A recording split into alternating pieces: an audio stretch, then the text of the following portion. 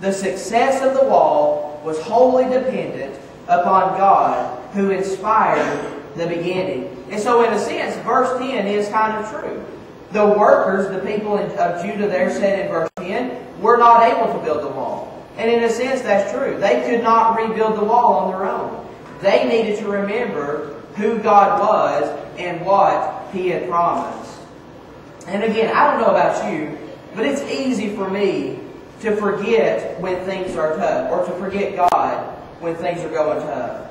I need to be reminded that He is always there for me. How do you remember the Lord? By remembering that He will always be there for you. We're to remember that He is great and awesome, as He says there in verse 14. God is more than able to deal with the discouragement in your life. Now, I'm almost finished, okay? I know I'm kind of running over here, but you can't miss this right here. I want you to go back to verse 10. I really like verse 10. It's kind of the key verse here, because you can't miss this. The people, the workers, complained about the rubble in verse 10. You see, it says there, the strength of the laborers is failing. There is so much rubbish that we are not able to build the wall. Well, let me ask you a question. Wasn't the rubbish there when they started? Yes. The rubbish was there. So what happened? Because in verse 6, things were going good. They set their mind to the work. And then you get down to verse 10, and they started to look at the rubbish.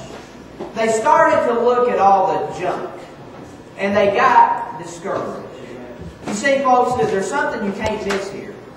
When you start to look at your life, when you start to focus on the world, you're going to get discouraged. And you say, well, what's the cure then? The cure is simple. Don't focus on the junk. Focus on God.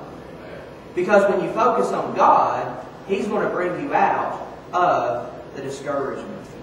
If you focus on all the junk in your life, if you focus on all the junk in others' lives, you will be discouraged. Let's determine to be a God gazer instead of a rubble gazer. Well, I'm going to close with this. I want to give you an illustration. At the time it was completed in 1937, the Golden Gate Bridge was the longest suspension bridge in the world. During the first phase of the project, 23 men fell to their deaths in the icy water. Things were going from bad to worse because there were very few safety devices. And so when it was halfway completed, they decided to take another look and make some changes.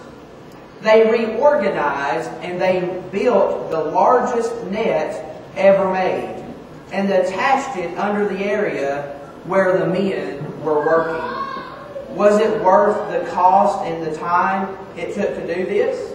Well, there were 10 men who fell into the net and were not even injured.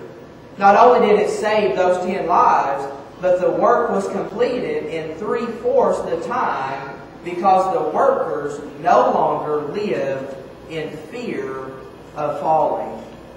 You see, listen to me carefully. God's great net of security spans this whole globe. No matter where we live, no matter what you've done, no matter how discouraged you've been, He has stretched out His arms, His everlasting arms, beneath us.